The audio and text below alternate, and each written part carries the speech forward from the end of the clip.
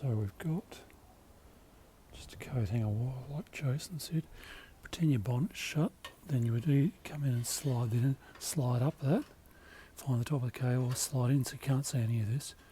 Slide along, then keep going, then sort of angle, drop down, pull back.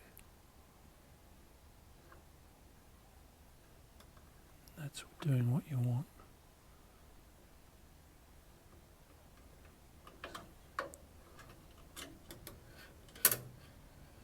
So that should be possible with the bonnet shut.